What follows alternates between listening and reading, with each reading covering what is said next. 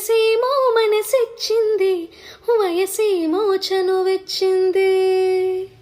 అది ప్రేమో ఏమో తెలియని వింత యాతన, అది ప్రేమేనేమో